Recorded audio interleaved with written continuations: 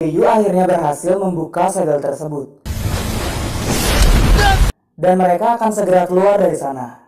Para murid akademi semua berterima kasih kepada Yu. Benar-benar adalah penyelamat mereka.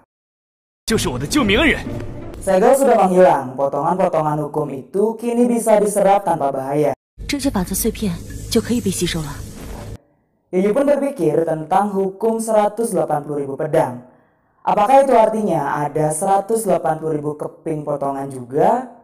Menurut Sang Guanse paling banyak hanya ada beberapa ribu saja. Tapi bisa mendapatkan bagian dari ini adalah sebuah keuntungan besar. Jika bisa menyerap semua potongan-potongan tersebut, pasti nantinya bisa langsung berkultivasi ke ranah yang lebih tinggi. Namun bagi Po Tian ada yang aneh. Potongan-potongan itu merupakan bagian dari kaisar kuno. Dan mereka yang ada di sana sekarang sudah pasti lebih lemah beberapa tingkat darinya. Ini akan bagus kalau bisa sepenuhnya memurnikannya. Yu menjadi paham dengan penjelasan Po Tian. Dia lalu menyuruh Ningjing agar pergi berkultivasi juga. Yu akan ke sana setelah memulihkan kekuatan spiritualnya. Yu penasaran seberapa kuat sebenarnya kepingan-kepingan tersebut. Yu mendapatkan 3 inti dari kepingan itu yang mana merupakan teknik pedang langsung dari Kaisar Pedang.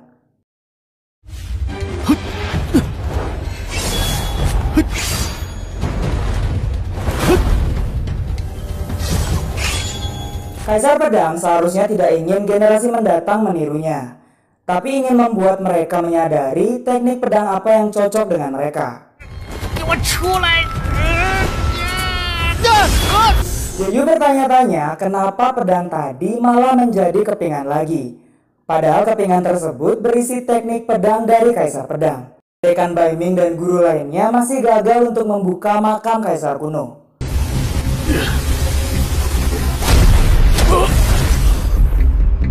Hanya tersisa satu cara terakhir. Bidang tersebut terlalu kuat. Hanya pengorbanan darah jalan keluarnya. Bisa meminjam kekuatan Kaisar Pedang untuk membuka gerbang, membuat yin dan yang terlihat. Para guru meminta Dekan Bai Ming agar memikirkannya lagi. Kelima organ dalam akan terluka setelah pengorbanan darah.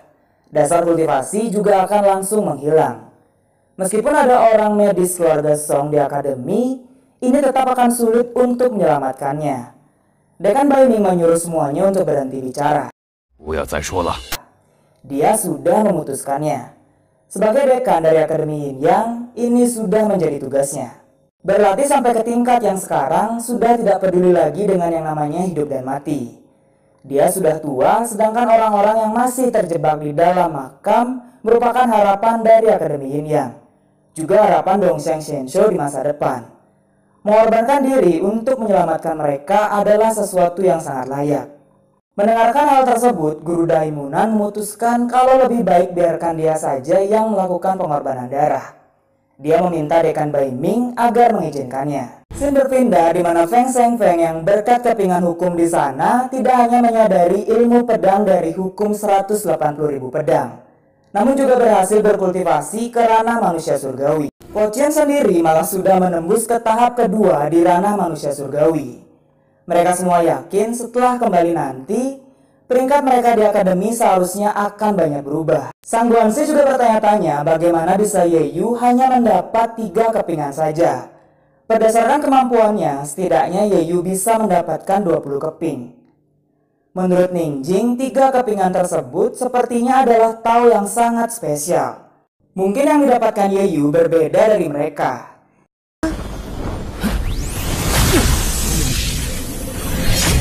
Ningjing kemudian bertanya apa Yu tidak meningkatkan ranahnya. Yu menjawab tidak. Padahal kepingan-kepingan di sana merupakan kesempatan yang hebat untuk berkultivasi. Yu pun kembali sombong, dia malah mendapat 3 kepingan spesial yang jelas berbeda dengan orang-orang biasa seperti mereka. Pintu keluarnya lalu terbuka.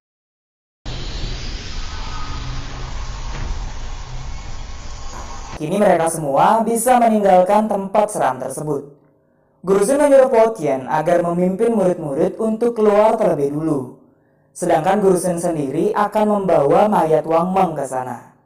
Daun yang jatuh kembali ke akarnya, jiwa kembali ke kampung halaman.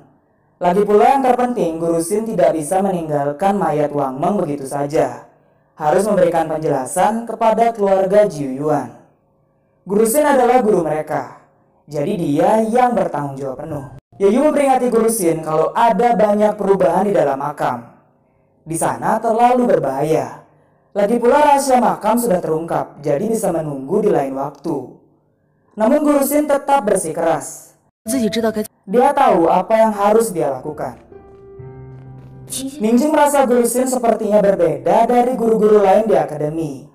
Bukan hal yang umum untuk melakukan suatu pengorbanan. Dan bagi Ye Yu, semua orang sudah menentukan aturan mereka sendiri. Ye Yu lalu menghentikan Feng Shengfeng yang ingin pergi pertama. Biarkan Ningjing keluar lebih dulu, katanya. Shengfeng mengelak kalau dia hanya ingin membantu Ningjing barangkali ada sesuatu yang berbahaya di portal tersebut. Po Tian kemudian meminta Ye Yu agar mereka berdua yang terakhir pergi. 你和我最后走，